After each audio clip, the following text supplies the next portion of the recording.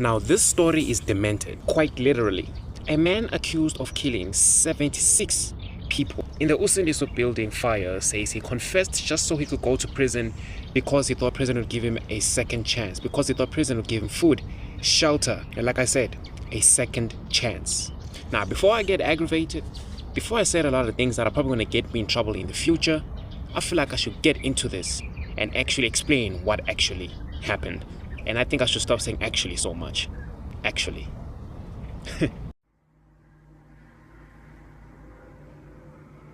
Boy, if you don't... This story particularly makes me wonder, Oguti, you know what? I don't want to racialize anything, right?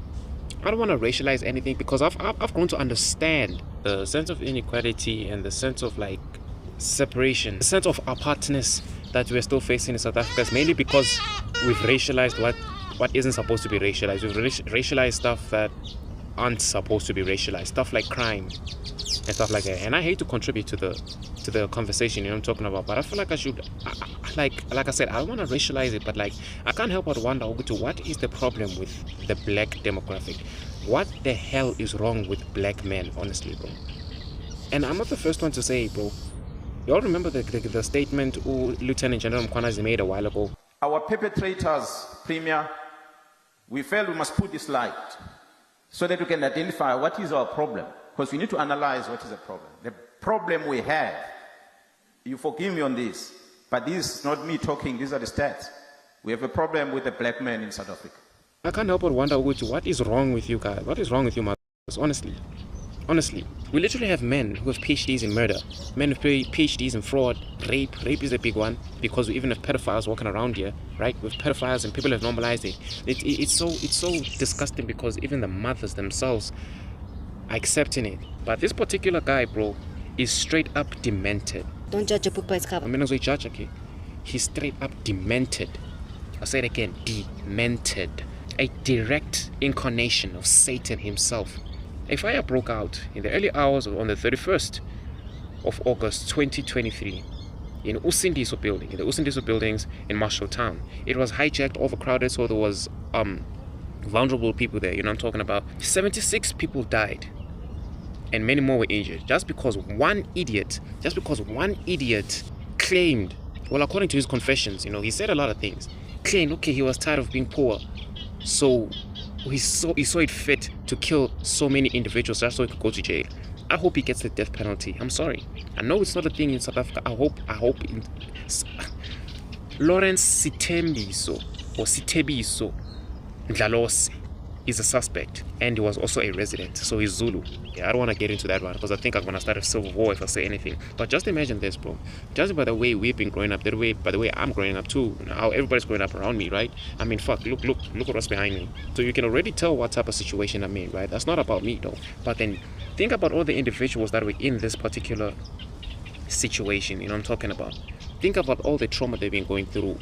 Sleepless nights, literally sleepless nights, going to bed hungry, stuff like that, all that difficult that people be facing in South Africa, just for one individual, one idiot, a single idiot to kill them all just so he could better his life in prison.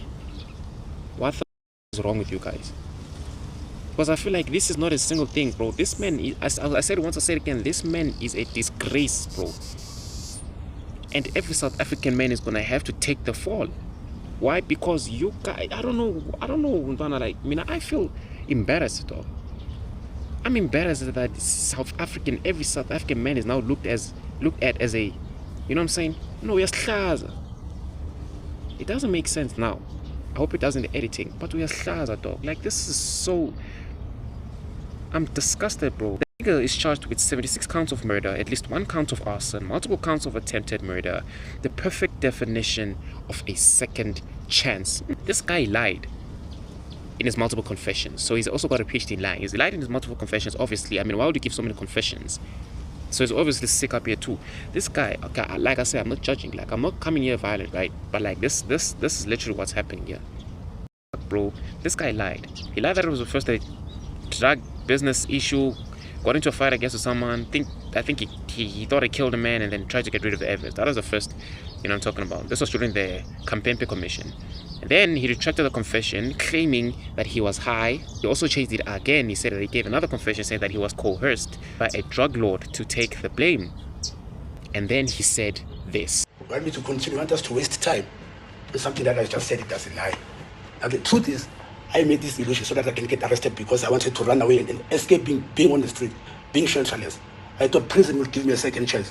As I've seen people going to prison, they come back, they've got education, they've got degrees. So that's one thing that I had on my mind.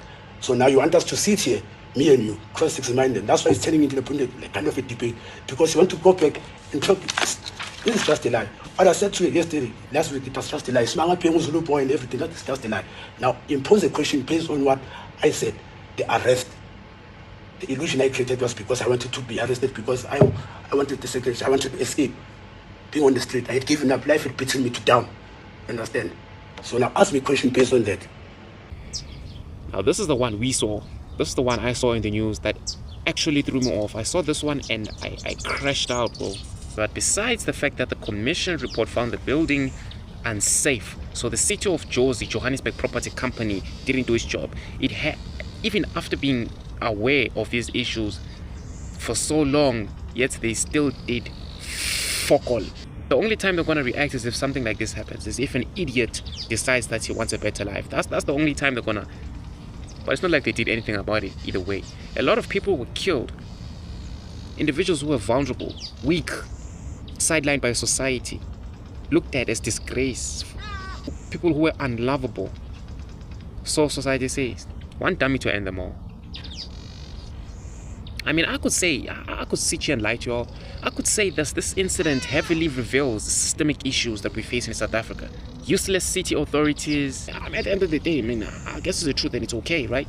I'm trying not to crash out right now, but I'm trying not to crash out because this pisses me off, bro. But this cycle of poverty and neglect, is a problem, bro. You have no idea how many individuals I come into contact with, people my age, who tell me shit about how they dad went to the store and never came back. Tell me shit about how one parent doesn't want them to get in touch with the other parent.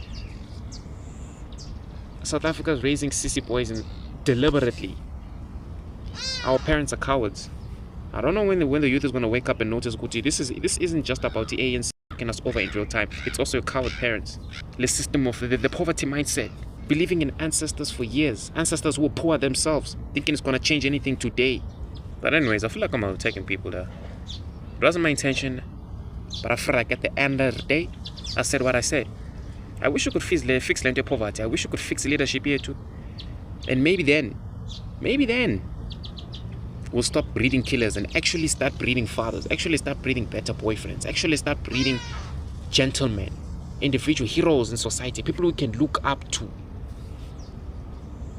People who can look up to as role models.